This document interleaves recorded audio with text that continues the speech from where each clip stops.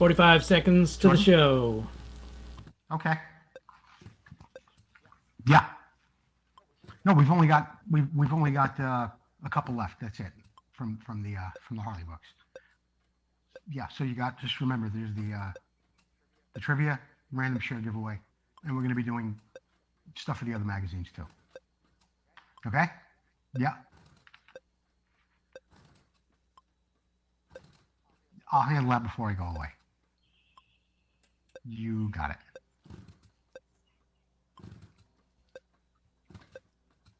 I can't. He's going to start the show any second. Okay.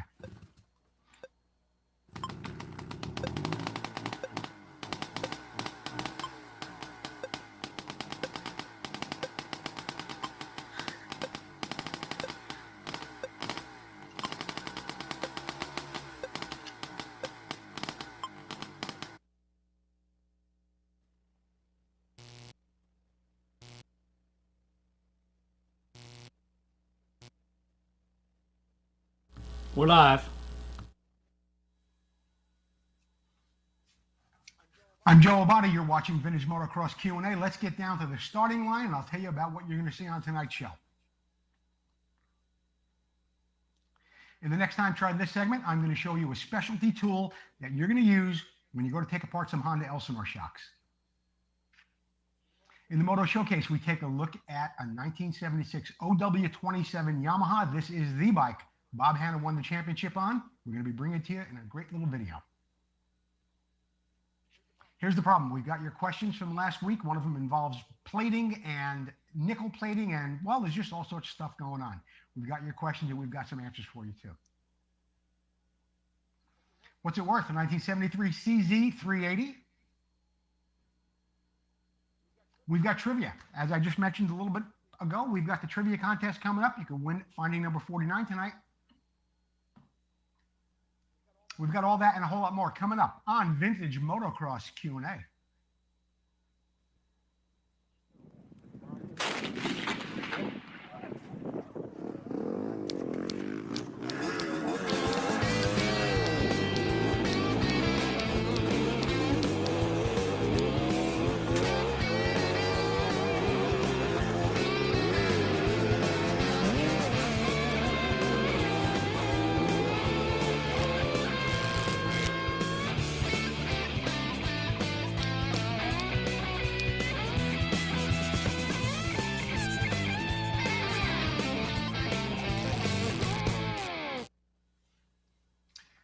I'm Joe Abadi, and you're watching Vintage Motocross Q&A. Thank you for joining me tonight. Thank you, Jordan, Chelsea, and Susie, for helping me put the show together.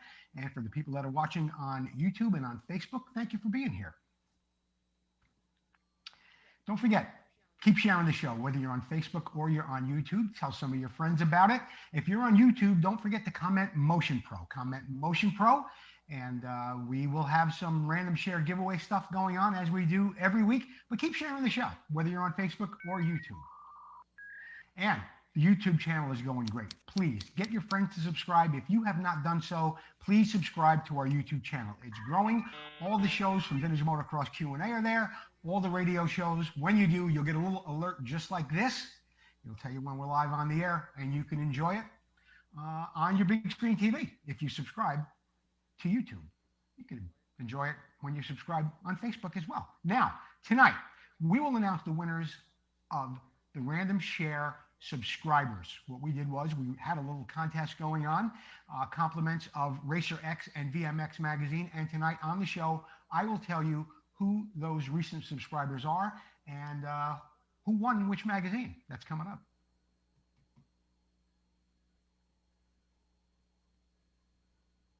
How are the pros watching the show? How are the experts watching it? They're watching it from their big screen TV while they comment from their phone. It's a great way to watch a show, and that's how you could really enjoy it, sitting back on your couch, on your phone, putting in your comments, enjoying it on the big screen. That's how you should be doing it. Hey, don't forget, keep the emails coming in. I really enjoy the questions, the comments. Some of them are personal. I don't have to read them on the air, with some really nice complimentary things people have said to me that they don't want me to air. And there's a whole lot of other stuff too, your Moto Showcase bikes and so much more. So from the Facebook page, go there to my personal page or the Vintage Motocross Q&A page and keep those messages coming. I really appreciate it. As always, I want to thank our sponsors, Motion Pro, Vintco, Racer X Magazine, Preston Petty Products, Full Circle Racing, Northwest Mako CZ, and Sunrise Vapor Blasting. The Next Time Tried This segment is brought to you by Vintco. Keep the ride going. There's an old expression, the right tool for the right job. And in this case, you're going to want the right tool for this. This is a shock from a 1974 Elsinore. It's the same on a CR125 as it is on a 250. They can be rebuilt. After you take the spring off, it's going to look like this. You're going to have a seal head on here that has to be removed. It's a very, very special little piece. How are you going to get it off? Well, you're going to take a water pump pliers or what? Not this. You're going to get a tool like this. This is a wrench that will remove that nut just perfectly. It fits right over the seal head, and you'll be able to remove it. You can change the seal head that's inside and the O-ring that's on the outside. Of course, you want to get out the chrome shaft. If it needs to be replated, you'll be able to get that out as well. So contact me and I'll tell you where to buy a wrench like this. But remember, the right tool for the right job. Vintco, thanks for sponsoring this segment. Keep the ride going. Vintco's got a special going on this week. It's the OSA Steel Shift Lever Rubber. Fits the Dickman replica, the Mick Andrews replica, the 6-day replica, Stilettos, Pioneers, and Explorers from 70 to 77. Just $10.95 at Vintco. You know what I forgot to mention, Jordan? I forgot to mention that the random share giveaway winner will get a sticker sheet like this, compliments of Vintco. So keep sharing the show and get over and see Vintco too. They got a great website, almost 1,000 products there now at Vintco. In the Moto Showcase tonight, we take a look at a very, very special bike that we were able to videotape when we were at the International Motocross Museum fundraiser. And it's a very historic bike, and I'm sure you're going to like it. Jordan, let's roll the tape. Tonight's Moto Showcase bike is brought to you by Terry Good and the International Motocross Museum, and it is one of my favorite bikes in the collection. It's a 1976 Yamaha OW27 that was ridden by Bob Hanna to the 1976 125cc National Championship.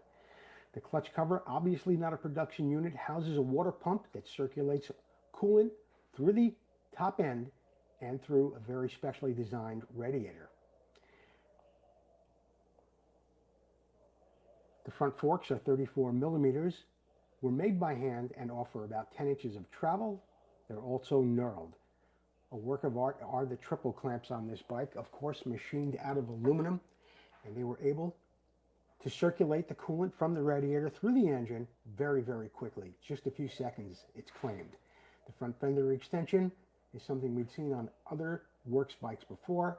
The front plate, rather crude, but very, very effective. When you look at the front wheel, you'll look closely and see that the brake actuator on this bike, unlike an aluminum piece you would think it would have, actually was made of steel. This was something that Bob Hanna liked on the bike, and it gave for a better feel.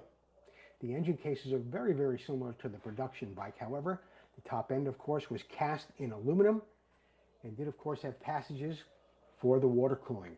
It did have a 6-speed transmission. The frame was chromoly, and the bike weighed a mere 176 pounds. Handmade chain guides, amongst other items on this bike, really make it very, very unique. The monoshock was designed at a cost of nearly $5,000. Staggering, considering a production bike was about $1,000 at the time. Something else Bob Hanna liked was the Magura lever on the brake up front and a production lever for the clutch on the left-hand side. A very, very unique bike that brought Bob Hanna to the 1976 125 National Championship.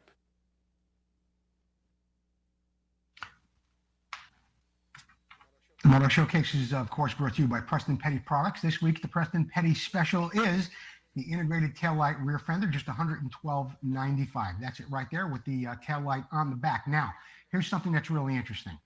Paul Stannard, Preston Petty Products. They're looking for dealers, okay? Not distributors. They want dealers. So get a hold of Paul Stannard. He's on Facebook, or you can get a hold of me, and I'll give you his phone number if you'd like that. But they are looking for dealers throughout the country. This is a real nice opportunity if you have a retail outlet. Get a hold of Paul Stannard. You can become a Preston Petty dealer. There's something else I wanted to mention about that Bob Hanna bike that was on in the last segment. I said the monoshock was built at a cost of $5,000. Somebody might think the whole bike was $5,000, which would be staggering at that time. It was the shock alone. Just the shock in the bike was $5,000. I wanted to point that out because I realized that in the video I said the monoshock. Well, maybe somebody thought it was the whole bike. Just the shock alone was $5,000. Jordan, what do we got coming up next? Here's the problem segment. We take a look at some of the questions that you've sent in over the past week or so, and hopefully we can help you out with some answers. What do we got first? Brian Murphy. I'm going to need to trim a plastic rear fender. Would you suggest using a jigsaw? No, I would not, because a plastic fender is absolutely too flimsy. What I would recommend is doing something like this. Okay? Take your fender, mount it to your bike. Drill your holes, mount it to your bike. And then with some striping tape, mark it, and then take a pair of snips. Take a pair of snips and go along that line, and you'll be able to cut it, a pair of snips, just like you see right there in the picture. After you get done and your line is pretty close, it might be a little jagged, you can use some sanding drums just like this. Now, these things attach to a die grinder, an angle grinder, or you could even use it on a drill. I've seen guys put them in a drill press and actually move whatever it is they're working on around that drill press to get things nice and smooth. So no, I would not recommend you use a jigsaw. And I would recommend you use a pair of snips like that, mark it with some tape, finish them off with a sanding drum. And even after that, you can finish it by hand with maybe some 180 or 220 sandpaper to get a real nice finish on the edge of that fender. Bill Wright, I have a nickel-plated Knobby Shop International frame that I'm going to be replating. There is some light rust on it. What do I need to do before sending it in to be refinished? Bill, you don't need to do anything, really.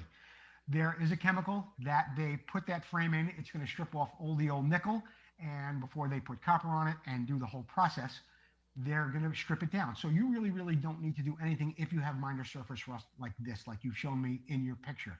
Of course, look very closely at everything, because if the rust is a little more serious, well, then you might want to address it. But for right now, there's nothing more you have to do than get it to your plater and let them put a nickel finish on it. And I have a little experience with this. In fact, we've got a picture, I think, of a bike. There it is, Knobby Shop International. And we did that a few years back, and we had to have that frame nickel plated, and it was a pretty simple process. Thanks for the question, Bill. Tom McGuire, can you help me locate engine paint for Honda MT250? It appears to be a brownish color. Yeah, it is a very unusual, not very attractive brown color. A lot of people don't realize that. But the MT125 and 250 did have a finish like that, where the CRs, of course, had that satin black finish. There is a place that makes that paint. It's called Marble Motors. I found him online, and he does make that paint in an aerosol can. However, it's $43 from Marble Motors. Now, I don't know, but I am willing to bet that if you took your clutch cover down to your auto body supply place in your town or near you, you might be able to match that color, and it's probably not going to be $43 a can. I don't think so anyway, but yes, it is a brown color. It is different from the CR, and that's what color it is. And you can get that in a spray can from Marble Motors or somebody else. I'm Gary Chaplin. You're watching Vintage Motocross Q&A with Joe Abate.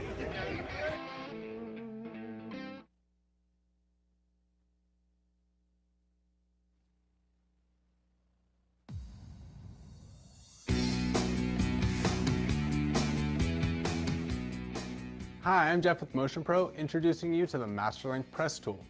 Now, the Masterlink Press Tool is an innovative addition to our wide variety of chain tools here at Motion Pro, and what makes this tool so unique is that it both presses on and presses off Masterlink side plates.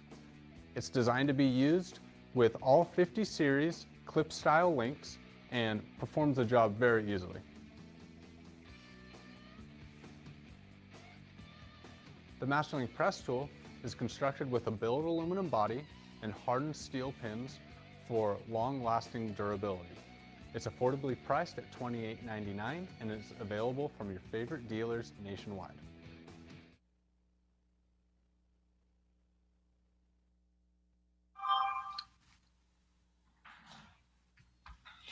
In the What's It Worth segment tonight, we take a look at a 1973 CZ380. This bike recently sold on eBay in Washington. I'm going to tell you a little bit about it. And of course, this is the segment of the show where we encourage you, the viewers at home, To guess your best guess on what this bike sold for, Jordan's going to go through the slides. I'll tell you a little bit more about it. It's a CZ vintage racer with many upgrades. It's fast, it's powerful, it's reliable, and it's a fun bike. It has a racing clutch kit, new tires, just 4 rides on them, new sprockets and chains with just 4 rides on them as well, a new billet rear brake pedal, new exhaust header pipe.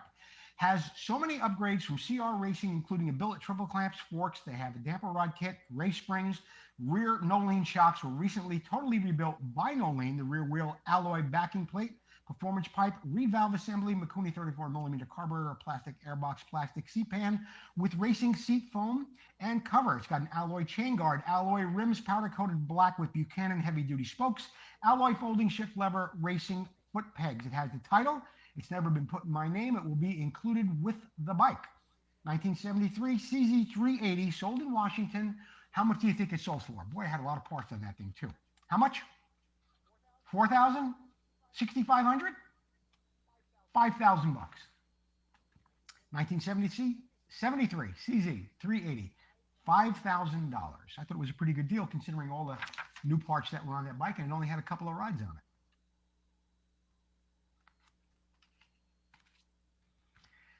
Full Circle Racing still running a great special.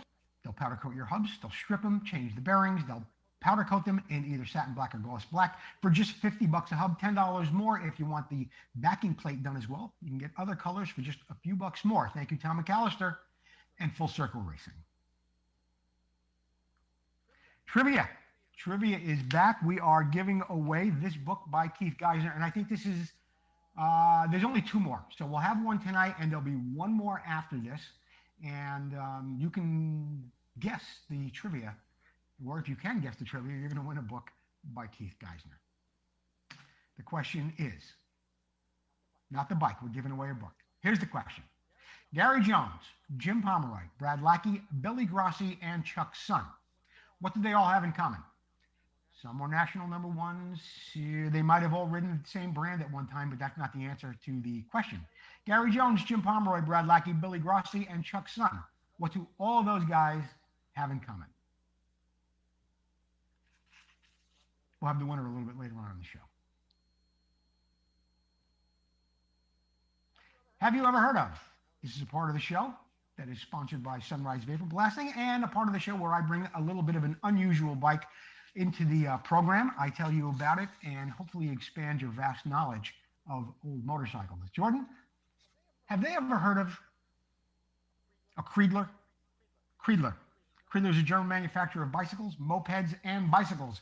Kreidler was originally based in Kornwestheim between Ludwigsburg and Stuttgart. It was founded in 1903 as Kreidler's Metal.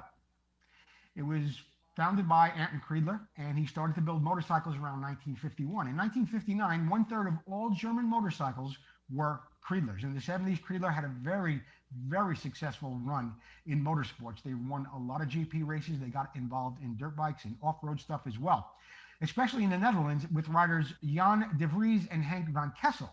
They were both very, very successful racers. Kreidler went out of business in 1982. The rights of the trademark were sold to a businessman, Rudolf Scheidt, who had a German manufacturer, an Italian manufacturer, Gorelli Motorcycles, make mopeds under the Kreidler name up until 1988. The rights to the Kreidler brand were subsequently acquired by bicycle manufacturer Perfetti. Today, the brand is used by Perfetti's subsidiary, Cycle Union, based in Oldesburg, Germany, where bikes are built and distributed to dealers throughout all of Europe. Kreidler was active, as I said, in Grand Prix racing with great success in the 70s and in the 80s, and they had scored 8 World Championship titles in the 50cc class, but they had some big bikes too. Kreidler, very, very interesting bike from Germany, and with a lot of history too. So now you know, you have heard of a Kreidler.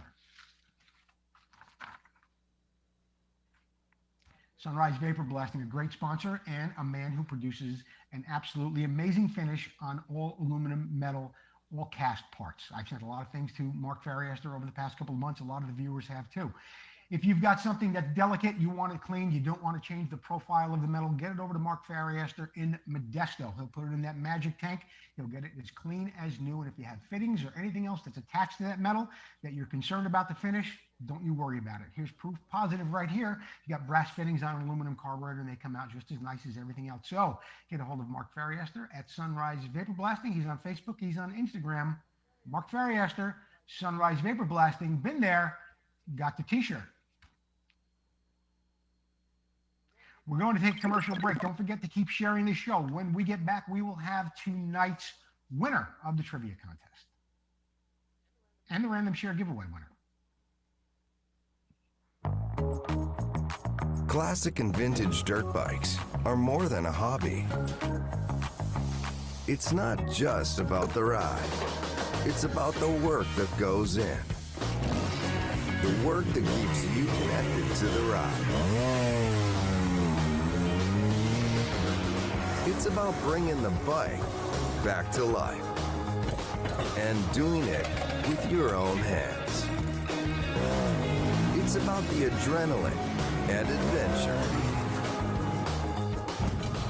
And when it comes to putting all the pieces together, only Vinco knows the bikes and parts the way you do. Vinco, keep the ride going.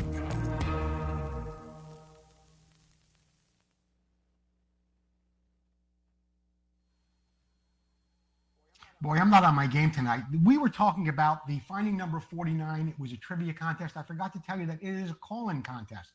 You got to call in 925-234-8181, 925-234-8181. So that is a call-in contest, but we did say that we were going to have the random share giveaway winner when we came back from commercial, and we do have it. The random share giveaway winner is Rob Wilhelm.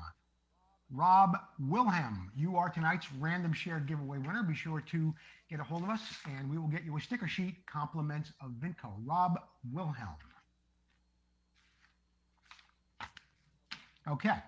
Now, we have been talking about a random subscriber for a couple of months now. We wanted to get people to go over and subscribe to our YouTube channel. And the wonderful folks over at Racer X Magazine and VMX Magazine were gracious enough to give away 2 subscriptions, and I promised I would announce them on the show tonight. So the winner of the Racer X Magazine is Jeff Bennett.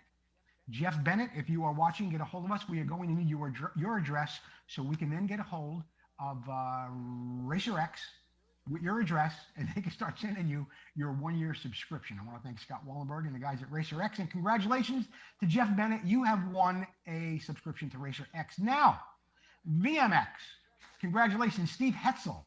Steve Hetzel, you were a random share subscriber to our YouTube channel, and you have won a copy of VMX Magazine, a 1-year subscription. Steve Hetzel, get a hold of me. We need your address. Thanks, guys, and congratulations. This Week in Motocross History. Jordan, do you want to do, I think we should do it because I got the guy on the phone right here. We have the winner of tonight's trivia contest for the Harley book, Finding Number 49. So why don't we do that right now? Hi, this is Joe Abadi. You're live on Vintage Motocross Q&A. How are you? Who am I speaking to? Hey, Joe. This is Cliff Whitestone. Hey, Cliff. Thanks for joining us tonight. And my question was, what do Bob Grossi, Brad Lackey, Jim Pomeroy, Gary Jones, and Chuck's son all have in common? They all had brothers that raced professionally. There you go. Cliff Whitestone cracking the trivia wide open. Hey, Cliff, we're going to get you a copy of Finding Number 49. Keith Geisner is going to be sending you that directly. I want to thank you for coming on tonight, joining us on the phone, and always watching the show. Well, definitely. I appreciate it. All right, Cliff. Thanks again. Okay. Bye-bye. Take care. Thanks. Bye. Okay. Now we can get on with This Week in Motocross History. This Week in Motocross History is, of course, brought to you by Racer X, available on your newsstand and online. Racer X. 1970, Gabors is robbed. Yeah. In between Trans Am and Inter Am races, the prototype work Suzukis of visiting Belgian star Sylvain Gabors and all of his riding gear were stolen from a van parked outside the Santa Fe Springs, California headquarters that the fledgling Suzuki program was using at the time. Gabors had just competed in the race at Baymare, where he finished third behind Aki Janssen and Arne Kring. 2 days later, 2 young men were arrested after walking into a nearby motorcycle dealership and inquiring about how to remove serial numbers from a frame and an engine. The shop owner immediately called the police, and they were able to recover both the 250 and 370cc works motorcycles that Gabors was using to campaign in the Inter Am and the new Trans Am series. He switched back and forth between the 250 and the open class. Gabors went to Lafayette, Colorado the next weekend and swept all three motos of the Inter Am. Thieves. Scum is what they are. 1973. What happened there, Jordan? Weiner wins. Jimmy Weiner. In a huge milestone for an American motocross rider, New Yorker Jimmy Weiner becomes the first American to ever win a round of the International Trans Am Series, earning the overall victory at the Rio Bravo Texas round, which had been running since 1970. So, just a couple of years, Weiner got in there, and he was the first American. Boy, Jim Pomeroy should hear that about that first American thing, huh? Jimmy Weiner, I hope you're doing well. You're the winner that day in 73. In 1989, my good friend Warren Reed, standing here to the right of Scott Burnworth at the Vet World Championships held at Paris Raceway, former Honda, Suzuki, and Kawasaki rider Warren Reed won the Vet Pro class over Mark White, Pete Murray, and Ron Sun, who we just mentioned a little while ago. Warren Reed, been at it a long time. Speedy Reedy. That's it in motocross history. This week, we do have some announcements for you. Jordan, what do we have up first? LTV. We will be seen on LTV. This is a television station out in the Hamptons. It will be on starting tonight, believe it or not. We've been working on it for a while. I've been wanting to tell you about it. I wanted to tell you about it last week, but they wouldn't have had it on in time for this week because of some election thing and some other things that are going on out there. So this show will be able to be seen again Tuesday night, 7:30, tonight at 11:30, Thursday at 5:30, and Sunday at 9. And all the shows that we do here at Vintage Motocross Q&A on Wednesday will then go over to LTV out in Long Island. I want to thank Patrice there, and of course Martin Drew from Facebook, who was a big help in putting me together with the people at LTV. So we've got ourselves a little bit of a television show out on public access television, LTV in East Hampton. Vintage Motocross Radio. We had an interview last week. Actually, it was a little bit of a forum. It wasn't an interview. I had Woody Graves and Tom McAllister on the show, and I want to bring you a little sound bite from that. It was a very, very interesting conversation, and if you get a moment, go over to the Vintage Motocross Radio page to listen to the entire show. But right now, we've got a little bit for you right here. Jordan? We know about the success of those events. We've talked about modern bikes being involved with the sport, along with the vintage, just to get the numbers up at the gate.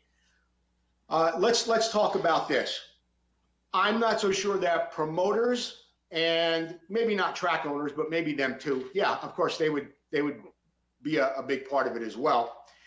There's a lack of communication. Maybe there's not a avenue for them to go down in magazines, and just to get the word out. So would it make sense for there to be some type of a Facebook page, a union, so to speak, without it being a union, but for every promoter and every track owner to come together in one central location so they could all have open lines of communication, find out what their event is, when it is, what is the difference between what one club might call vintage 80s and another might call evolution, so guys know what bike to bring in and where to go. Should there be a central location on social media for everybody to go to? I think so. Yes. Yeah, you want to go, Tom? Or? Well, Tom, I your mean, thoughts on that? I think it makes total sense. I think everybody would. It's something somebody would go to and look and see. The other thing is, and I've traveled to. I haven't been to Mid Ohio, but I mean I've been down to Texas and Arizona and California and stuff. And it's nice to be able to plan out your race season. Especially when you don't have COVID messing with it, but right, to be able to look and see, it's not a local race, but I'd really like to get down to Diamond Dawns or Glen Hill or somewhere, a little more distant. We're located in one far corner of the country. I mean, we're all the way to the water and all the way to Canada. So right. It was a really good conversation with Tom McAllister and John Woody Graves. You should listen to the whole thing. It involves everyone who is involved in vintage motocross racing. We will have an announcement coming up soon about when Mr. Vic Kraus will be on the air. I've been away almost every weekend in October. I'll be away again this weekend, but we will have the interviews coming back up that I promised you throughout the fall. We'll have them over the next month or so. So stay tuned to find out when the Vic Kraus interview will be coming up. As I just mentioned, I will be on the road again. This weekend, I will be at the AMA District 7 Alumni Reunion. That will be in Maryland. It'll be at the Broom Factory. I'm really looking forward to getting out there. The Broom Factory, of course, offers an amazing facility that has an incredible collection of vintage motocross bikes in there. This is a closed event, so I don't think you can get a ticket any longer, but I will be there along with my good friend, Warren Reed. And I want to thank Bill Nazelrod, Mike Slater, and everyone involved with the District 7 alumni for getting us out there. That's this weekend. I'll be there Saturday and Sunday. And you know what? I'll have the microphone. I'll have the camera going. I'll bring you some live coverage of that event, the motorcycles that are there, and some of the interesting people. Finish Line is, of course, brought to you by Northwest Mako CZ. This week, the Northwest Mako CZ special is jets, Mikuni carburetor jets. I'll tell you what, I couldn't believe how many different sizes of jets that Alan Brown had there on his website. They all start at just about $4 a piece. So whether you need an air screw, a needle valve, a seat, whatever it might be, get over to Northwest Mako CZ for just $4. You can get some new jets for your Mikuni carburetors. Vintage Motocross Q&A t-shirts and hoodies are still available in gray and white. The t-shirts are just $19.99 for just a few bucks more. You get yourself a nice hoodie. You'll be nice and toasty this winter. Follow the link in the show description. Get yourself a t-shirt, get yourself a hoodie, take a picture, send it in. We'll put it on the show. Vintage Motocross Q&A sponsorship opportunities are still available. And we've been talking to a few people. It's still not too late for you if you're interested. We're reaching over 20,000 people a week, sometimes over 70,000 people a month on average. And now we're on LTV out in Long Island. So more people will be seeing the show. So it'll be on YouTube, Facebook, LTV. And a lot of people are getting a lot of bang for their buck. So you can ask anybody at Motion Pro, Vinco, Full Circle, any of them at all, who have their sponsorship signs back here. They're all seeing results. And I want to thank them all. They've helped us a lot along the way. We could be helping you too. Get a hold of me. I'll get you a sponsorship opportunity, a sponsorship proposal package. That's it for tonight's episode of Vintage Motocross Q&A. I want to congratulate Rob Wilhelm, the random share giveaway winner, Cliff Whitestone, the trivia contest winner, and congratulations to our winners of Racer X magazine and VMX. You got a 1-year subscription coming, and stay tuned this weekend coming up, November 7th. We'll be live on the air from time to time with the event of the District 7 alumni from the Broom Factory in Maryland. Thanks for joining me. We'll see you next time on Vintage Motocross Q&A. Gino! Oh, Gino!